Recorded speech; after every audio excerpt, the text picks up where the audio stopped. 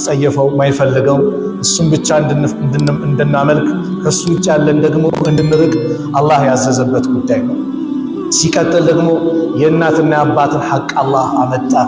እናት አባት ሐቃቸው ከቁርአን ላይ በጣም በተጠቀሰው ከሱ ሐቅ ቀጥሎ አላህ በብዙ ቦታ የገለጸው የእናት የአባት ሐቅ እንደ ኢስላም ያብራራው የገለጸው የለም። ወላሂ እናት ትልቅ ቦታ አላት፣ አባት ትልቅ ቦታ አለው። ከጎረቤት ከጎረቤቶቹ፣ ማህበረሰብ ከማህበረሰቡ፣ ንግድ ለሆነ የንግድ ሐቅ እንዴት ነው የሚወጣው? ሁሉንም የተው ነገር የለም። ዛሬ በአላህ ፍቃድ ደግሞ እስቲ እኛው እርስ በራሳችን ያለን ሐቅስ ምንድነው? ነብዩ ሰለላሁ ዐለይሂ ወሰለም በአንድ ሐዲስ ምን አሉ? ሐቁል ሙስሊሚ ዐለል ሙስሊም ሲታ፣ አንድ ሙስሊም በአንድ ሙስሊም ላይ ያለበት ሐቅ 6 ነው ብለው ከተናገሩት መካከል የተወሰነ ምናየው። ከዛ መካከል እንግዲህ የሁል ጊዜ ስራችን የሆነውን በመጀመሪያ ጊዜ ገለጽኩት። ወንድምህን ስታገኘው ሰላምታ ልታቀርብለት ነው። ያ አላህ፣ ይህ ሰላምታ ልታቀርብለት የተባለው ትምህርት ነብዩ የሰጡት የተናገሩት የጀነት ሰላምታ ሰላም አለይኩም መባባል ነው። ስትገናኝ ሃይ ፒስ ነው ሰላም ነው እንዳትል ምን በል አሰላሙ አለይኩም ልትል። ለምን? ዓለም አቀፍ ኮድህ ነው፣ መገናኛህ ነው።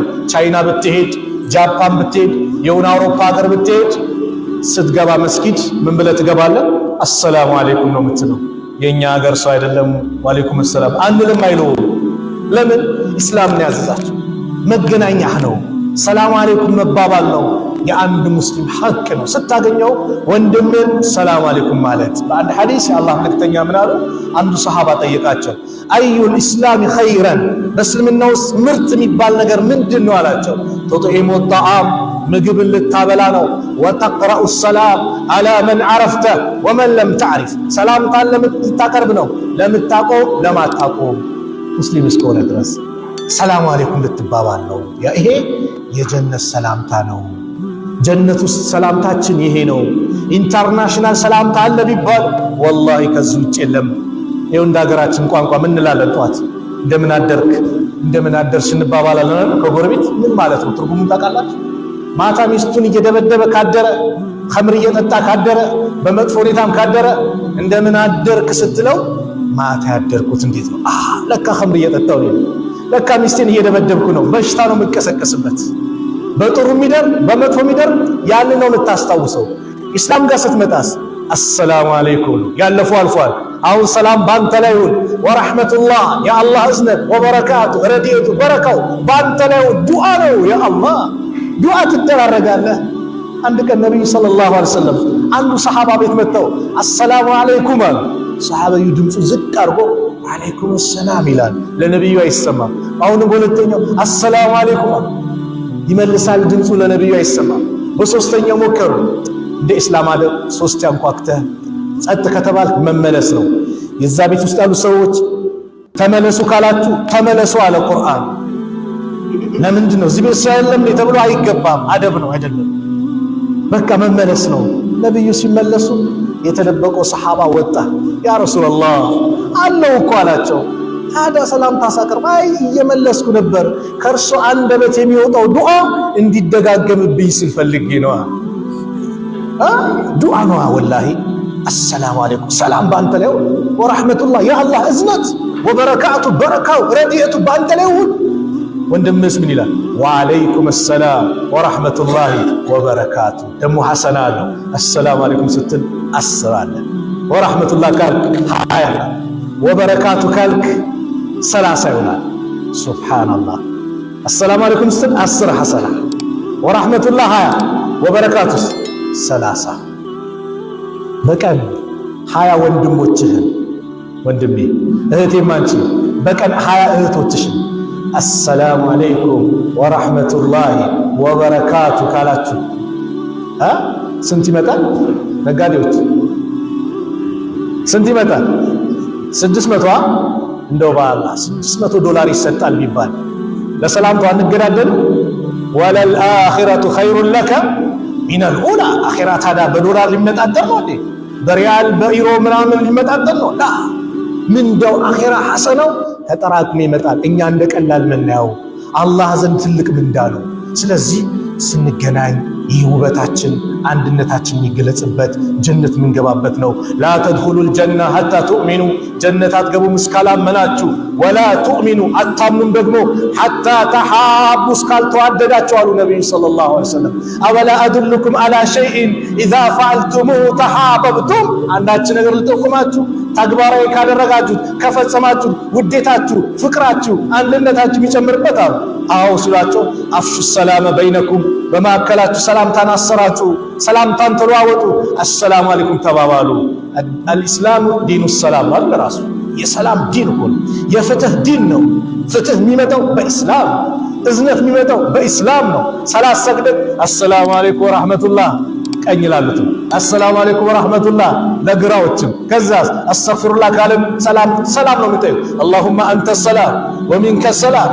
በቃ እንደ ሰላም የተጣራ እንደ ኢስላም የለም በሁሉም አጋጣሚ። ሱብሃንአላህ። ስለዚህ ስትገናኝ ወንድምህን ሰላምታ መለዋወጥ። ሁለተኛው ምከረኝ ካለ ልትመክረው ይገባል አሉ ነብዩ ሰለላሁ ዐለይሂ ወሰለም። ወንድምህ ምከረኝ ካለ ምከረው፣ አማክረኝ ካለ አማክረው፣ ወንድምህ ነው። ስትመክረው ግን በሰው ፊት እንዳይሆን። ሰው በሰው ፊት አይመከርም። ሰው ዝናውን ትልቅነቱ የሚያውቀው ሰው ጋር አንተ እንዲህ ካልከው አይሆንም። ኢማሙ ሻፊዒ ረሕመቱላሂ ዐለይሂ በሰው ፊት የምትመክረኝ ከሆነ መከርከኝ ሳይሆን አዋረድከኝ ነው ምላሉ ነቢዩ ሰለላሁ ዐለይሂ ወሰለም። ሰዎች ጥፋት ካጠፉ ፈማ ባሉ ናስ ሰዎች ምን ነክቷቸው ነው ብለው ጠቅለል አድርገው ይናገራሉ። እነዛ ሰዎች እዛው ስላሉ እንጂ ነጥለው አንተ አይሉ። ሰውን ከፍ ዝቅ አያደርጉም ነቢዩ ሰለላሁ ዐለይሂ ወሰለም። ለምን? ሐቅ ማጓደል ነው፣ ወንድማማችነትን ስለሚያበላሽ።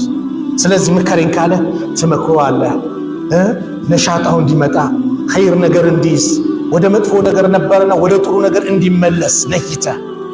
ዑመር ኢብኑ ኸጣብ ረዲየላሁ ዐንሁ አንድ ቀን ሌሊት ላይ መንገድ መጓዝ ጀመሩ። አብዱላህ ብኑ አባስ አብዱላህ ብኑ መስዑድ አብራቸዋል። ከዛ መንገድ እየተጓዙ አንድ ቤት ላይ ፋኖስ ሻማ ነገር በርተዋል። በዚህ ሰዓት ለምን በራ? እዚህ ሰውዬ ቤት የሆነ ችግር ተፈጥሯል ብለው ሳያስፈቅዱ በርግድ አድርገው ገቡ። ሲገቡ ግን ሌላ ነገር ነው ያዩት። ሽማግሌ ነው፣ ወጣት ሴትን ያዘፍናታል። ዑመር በህይወቴ እንደዚህ አይነት መጥፎ ነገር ተመልክቼ አላቅም አሉ። ሰውየውም ደፋር ነው። እኔም እንደዚህ አይነት መጥፎ ነገር ተመልክቼ አላቅም አላቸው። ምንድነው ያንተ መጥፎ ነገር ሲሉት፣ እንዴት የሰው ቤት ሳታስፈቅድ ትገባለህ? ይሄ መጥፎ ነው አላቸው። ዑመር ደግሞ ሐዲስ ቁርአን ከመጣ ቀጥ ነው ንቅንቅ ያሉ ወቃፈን እንደ ኪታብላህ ቀጥ ነው። በቃ የፈለገ ይቆጡ። ቁርአን ካነበብክባቸው ቀጥ ንቅንቅ አይሉ። የአላህ ቃል ነው መቀደም አለበት። የነብዩ ሐዲስ ነው መቀደም አለበት። ስሜታቸውን አይከተሉ በራእይ ምናምን። በዘመኑ ላይ አንዳንድ ሰው አላህ ይጠብቀን፣ የኛ ከአእምሯችን ጋር ሰሂህ የሆነ ሙስሊም ላይ የተዘገበ ሐዲስ መጣ፣ ማንኛውም ታማኝ ሰሃባ ይናገረው ከአቅላችን ጋር ካልሄደ አንቀበል የሚሉ ሰዎች መጥተዋል። አላህ ይጠብቀን። የነብዩ ሐዲስ ነብዩ የተናገሩትን የኔ አቅል ከተበላሸ አልቀበልም። አላህ ነጃ ይበለን። አሚን በሏ። አላህ ይጠብቀን። የነብዩን ሐዲስ ከመገፍተር አላህ ይጠብቀን ያ ረብ። ከዛ ዑመር ላይ ይሄን ሲላቸው እውነትም አጠፋው እኮ ሳላስፈቅድ ገባሁ ብለው ወጡ። ውጪ አብዱላህ ብን መስዑድ ነበረ። ምን እንደተከሰተ አልተናገሩም። ዝም የወንድማቸውና ያጠፋውን ጥፋት ጸጥተዋል። ከጊዜ በኋላ መስጊድ ውስጥ አገኙት ዑመር ሰሃቢ። አንተ ሰው አለ ያን ቀን እኮ ያየሁትን ነውር ነውና፣ ሽማግሌ ነው ወጣት ማዘፈን ነውር ነው አይደል? ያን ቀን ያየሁትን ነውር እንኳን ለሌላ ሰው ይቅርና ውጪ ጠብቀኝ ላልኩ ለአብዱላህ ብን መስዑድ እንኳን አልተናገርኩም። ሰውየው ምን አለ? እኔም በአላህ ይሁንብኝ፣ ነብዩም በእውነት በላከው ጌታ ይሁንብኝ፣ እኔም ከዛች ቀን በኋላ ወደዛች መጥፎ ነገር ተመልሼ አላቅም። ዑመር አላሁ አክበር አሉ። በምን? በወንድማቸው መመለስ ደስታ። ወንድምህ ምከረኝ ካለ እሱ እንዲመለስ ተጨንቀህ ካለበት ጭንቀት እንዲወጣ አድርገህ መምከር። ሶስተኛው ከታመመ መጠየቅ። አላህ ይዘንልን። እኛ መስጊድ የሆነ ጀማ ጠፋ፣ የሆነ ወንድማችን ጠፋ፣ ወር ጠፋ፣ 2 ወር ጠፋ፣ ዴንታችን አይደለም። ነብዩ ሰለላሁ ዐለይሂ ወሰለም እስተው ብሎ ከቦደ ተከሌት ይላሉ። ያውቁታል። አንደኛ መስጊዳችን ተመልከቱ። በጀማዓ መስገድን ጥቅሙ ሁሌ የምትታይ ከሆነ ስጠፋ እከሌት ሄደ ይባላል። አይ እከሌት ሄደ ይባላል። ነብዩ ያውቋቸዋል። ሰሃቦች የት ሄደ እስቲ ጠይቅ ይላሉ። ወንድምህን ብቻ መጠየቅ ትልቅ ምንዳ አለው። ጠዋት ከጠየቀው እስኪመሽ ድረስ 70,000 መላኢካ ዱዓ ያደርግልሃል። ሐዲሱ ሐሰን ትክክለኛ ሐዲስ ነው። ማታ ከጠየቀው እስኪነጋ ድረስ 70,000 መላእክት ዱዓ ያደርግልሃል። አደራ ወንድምህን ስትጠይቀው እዛ ግን ቴረር እንዳትለቅበት። አንዳንዱ ሰው ሄድና ሰው ታሞ ከሆነ ያ አላህ ይሄ በሽታ አይዳን ወከለኩ በዚህ በሽታ ሞተዋል አይባልም። ምንድነው የምትለው? አብሽር ላባስ ጠሁራን ኢንሻአላህ ትድራለህ። አላህ ወንጀልን ሊያራግፍልህ ነው። አብሽር ጠንከር በል፣ ዱዓ አድርግ፣ አላህን ተስፋ አድርግ። ተስፋ ነው መስጠት። ዚክር አብዛ፣ ዱዓ አብዛ በለው እንጂ ይሄ ፍራቻ ጭንቀት መልቀቅ አያስፈልግም። ወንድም ሐቅ ስለሆነ ጥሪ ከጠራ ጥሪውን አክብረህ ሄዳል። ሌላኛው ሐቅ ወንድም ጠራ ሽሮ ሰርቶ ይጠራኛል እንዳትል፣ ስለወደደ ስላከበረህ ነው። ና ወንድሜ ትንሽ ምትቀመስ አዘጋጅቻለሁ ና አላለ፣ ሂድለት፣ የደስታው ተካፋይ ሁን። አንዳንዴ ደግሞ አዲስ ይመጣል ማለት ቤት ይከራያል፣ ምን ይላል የሚያውቃቸው ሙስሊም ወንድሞችን ብሎ ሰርግ ያዘጋጃል። ሰው የለውም ማለት ነው። አረ ወንድሜ ነው አሙክለታ፣ ዲኮር ስራለት ቤቱ ላይ በቃ ወንድሞች አሉኝ ይበል። ይሄ ነው እስልምና። ጥሪ ከጠራህ ጥሪው ላይ መጥፎ ነገር እስከሌለ ድረስ እሺ ይበል። እንዳትንቅ። ካልተመቻ አስቀድመ ሐቢቢ በዚህ ሰዓት እንዲህ ፕሮግራም ይጂ አልተመቸኝም እኮ አፉ በለኝ ብለህ መንገር እንጂ ምን ያመጣል ከሪ እንዳት። ነብዩ ማንንም ሲጠራቸው ወላሂ ሄዳሉ ሰለላሁ ዐለይሂ ወሰለም። ትንሽ ነገር አዘጋጅቶ ሲጠራቸው ነብዩ ክብር አላቸው ለሰው ተዋዱ አድርጎ ተናንሰው ይሄዳሉ። ወላሂ እዚህ ጋር አቧራ ቤት ነው አይኑም ነብዩ ሰለላሁ ዐለይሂ ወሰለም ይሄድ። ስለዚህ ጥሪ ካጠራህ ጥሪው ማክበር። ምን ቀረ? ሲያስነጥስ አስደስተው። ያኒ አልহামዱሊላህ ካለ ምን በለው? ይርሐሙከላህ በለው። አያችሁ እንዴት ወንድማማች ነው። ይሄ ትልቅ ምስጢር አለው። ምን አይነት ምስጢር መሰላችሁ? ታክሲ ውስጥ እየሄድክ ለምሳሌ ታክሲ ውስጥ እየሄድክ ወንድምህ አስነጠሰ፣ አታውቀውም። የሆነ ከተማ ነው የሆነ ቦታ ነው፣ ግን ታክሲ ውስጥ ተገናኘ። አስነጥሶ አልহামዱሊላህ ሲል እሱ ሌላ ጓደኛ ካለው አንተ የርሐሙከላህ ስትለው እሱ ደግሞ የህዲከላህ ወይስልህ ባለክ ሲል አጠገብ ያለው በተለይ ሌላ እምነት ከሆነ ምንድነው ትታወቃላችሁ? አንታወቅም። ምንድነው የተባባላችሁት ይላል፣ ጥያቄ ያቀርባል። አይ እስልምና ነው ይኸውስ አስነጠስኩኝ አላህም ስላተረፈኝ። በትንታ ሰው ይሞታል አይደል? አስነጥሶ እኮ ሰው ይላል አላህ አተረፈኝ አልহামዱሊላህ አልኩኝ፣ እንደው አላህ ይዘንልህ አለኝ። እኔም ደግሞ አላህ የህዲከላህ አላህ ይምራህ፣ ወደ ትክክለኛ ወደ ቀጥተኛው መንገድ ያጽናህ፣ ልቡናንም ንጹህ አድርግልህ።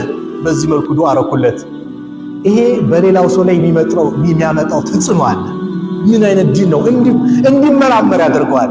እኛ ግን እንደቀላል አሰማ አልহামዱሊላህ ያለ አስነጥሶ አላቆም ማለት ምን አገባኝ ማለት የለም። ይሄን ካለ ወንድማችሁ ሐቁ ነው በሉለት አሉ። ምን ይርሐሙከላህ በለው። የመጨረሻው ሲሞት ጀናዛው ሸኘው። ሙስሊም ሞቶ ማንም ሰው አልቀብረውም ካለ ሁሉም በአካባቢው ያሉ ሰዎች ይጠየቃሉ። ጀናዛ ላይ መስገድ ፈርዱል ኪፋያ ነው፣ ፈርዱል ዐይን አይደለም። ግን መስጊድ ውስጥ ጀናዛ መጥቶ ማንም አንሰግድም ካለ ያሉ ሰዎች ጠቅላላ ይጠየቃሉ። የተወሰኑ ሰው ተነስቶ ከሰገደ ግን በሌላው ላይ ምን ይላል? ያ ነገር ይነሳል። ከሞተስ ልትሸኙት ነው፣ ልትቀብሩት ነው። ሙስሊሞች ያለው ማን ይቀብረኛል ብሎ ሊያስብ አይችልም። ለምን? መጥቶለታል መመሪያ። አጥበህ ገንዘህ አካባቢያችን ለአንድ ሰው እስልምናን ተቀበለና ሞተ። ከዛ ወንድሞች ጀናዛውን አጥበው ከፍነው ሲሉ የሱ ወንድሙ ነውና የሌላ እምነት ነው። በጣም ገረመው።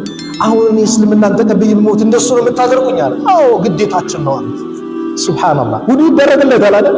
እስቲንጃ ጭምር ይደረግለታል። ንጹህ ሆኖ ሽቶ ተቀብቶ አምሮ ተውቦ ይቀበራል። አንድ እናት እንደዚሁ ልጇ ሞተች። እናትየው ሌላ እምነት ናት።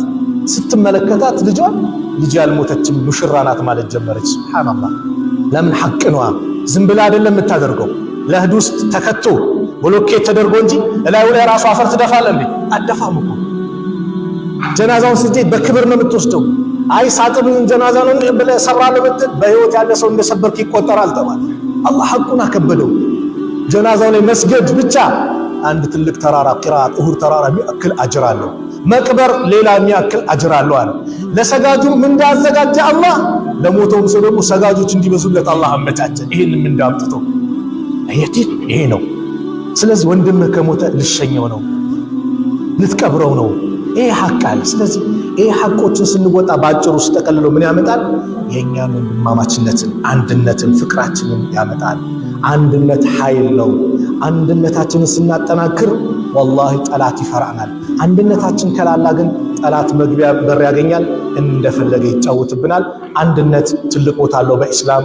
ነብዩ የለፉለት የደከሙለት ነው። መዲና ከተሰደዱ በኋላ ትልቁ ስራ የሰሩት ምንድነው? በአንሳርና በሙሃጅሮች መካከል ምን አደረጉ? ወንድማማችነትን አደረጉ። ስለዚህ አንድነታችንን እናጠናክር።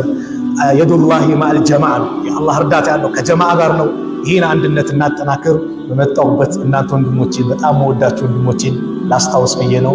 ጥሩ ከተናገርኩኝ ከአላህ ነው፣ ከተሳሳትኩኝ ከነፍሴና እዚህ የተከበረው ቤት በዚህ መልኩ እንደሰበሰበን ነገም ጀነተል ፊርደውስ እንደዚህ ሰብስበን መጨረሻችን አላህ ያሳምርልን። መጨረሻችን አላህ ያሳምርልን። አንድነታችን አላህ ያሳምርልን። ውዴታችን ለሱ ብለን የምንዋደድ አላህ ያድርገን። ለሱ ብለን የምንተዛዘን አላህ ያድርገን። ለሱ ብለን የምንዘያየር አላህ ያድርገን። የሁላችንን መጨረሻ ያማረ አላህ ያድርግልን። ያማረ አላህ ያድርግልን። ያ ረብ አንድነታችን አላህ ያጠናክርልን። ሀገራችንን ሰላም አላህ ያድርግልን። ሰላም አላህ ያድርግልን። ያ ረብ ፊሊስጤም ያሉት ወንድሞቻችን አላህ ይድረስላቸው። ጋዛ ላይ ያሉትን አላህ ይድረስላቸው። ዛሬ ህፃናት እያለቁ ነው። የአላህ አላህ ይድረስላቸው። አላህ ይድረስላቸው። የበፊቱ ፊራውን ወንዱን ብቻ ነበር የሚገለው። የዘመኑ ፊራውን ደግሞ ሴት አይል ወንድ አይል ሁሉንም እየጨረሰ ነው። ያ ረብ ቁድራውን ኃያልነቱን አላህ በእነዚህ አይነት አረመኔዎች አላህ ያሳየን። አላህ ያሳየን። ቤተል መቅዲስን አላህ ነፃ አላህ ያውጣው። ነፃ አላህ ያውጣው። በወንድሞቻችን እጅ አላህ ያስገባው። ከኛ መካከል ጭንቀት ያለን ከጭንቀት አላህ ይገላግለው። ትዳር የሌለውን አላህ ትዳር ይለግሰው። ለሴቶቻችን ሷሊ ባል አላህ ይለግሳቸው። ለወንድሞቻችን ሷሊ ሚስት አላህ ይለግሳቸው። ትዳር ላይ ኖሮ ደግሞ ልጅ ያጡትን አላህ ልጅ ይለግሳቸው። ዙርየተን ጠይበ የተባለውን ያማረውን ልጅ አላህ ይለግሳቸው። የአልጋ ቁራኛውን አላህ ያስነሳው። የታመሙ ቤተሰቦቻችን አላህ ያሽርልን። የሞቱብንን ደግሞ የጀነት አላህ ያድርግልን። የእኛንም መጨረሻ ያማረ አላህ ያድርግልን። ያማረ አላህ ያድርግልን። ያማረ አላህ ያድርግልን። ውጭ ሀገር ሄደው የተጨነቁ ወንድሞች አሉ። ከቤተሰቦቻችን በምን እንገናኝ ብለው እንደው ጨነቀን ያላሉ ያ አላህ ሁሉን ነገር አመሻሽቶ በሰላም በጤና በአፊያ ከቤተሰቦቻችን የሚገናኙ አላህ ያድርጋቸው። ከቤተሰቦቻቸው ጋር በሰላም አላህ ያገናኛቸው። ሰላም አላህ ያድርገን። ሰላም አላህ ያድርገን። ለዲናችን የምንለፋ አላህ ያድርገን። ለዲናችን የምንለፋ አላህ ያድርገን። ለኢስላም የምንለፋ አላህ ያድርገን። በሰራነው ኸይር ስራ ደግሞ ነገ የውመል ቂያማ ትልቅ ምንዳ የምናገኝ አላህ ያድርገን። አባቶቻችንን አላህ ያቆይልን። ዓሊሞቻችንን አላህ ያቆይልን። ወላጆቻችንን ከጥሩ ከአፊያ ጋር ከጤና ጋር እድሜያቸውን አላህ ያርዝምልን። እናቶቻችንን ከአፊያ ጋር ከመልካም ስራ ጋር እድሜያቸውን አላህ ያርዝምልን። የሞቱብንን የጀነት አላህ ይበላቸው። ረበና አቲና ፊ ዱንያ ሐሰና ወፊል አኺረቲ ሐሰነተ ወቂና አዛበ ናር ወሰለላሁ ዐላ ነቢይና ሙሐመድ ወዐላ አሊሂ ወሰሕቢሂ ወሰለም ወአኺሩ ዳዕዋና አኒል ሐምዱሊላሂ ረቢል ዓለሚን ወሰላሙ ዐለይኩም ወረሕመቱላሂ ወበረካቱሁ። Thank you.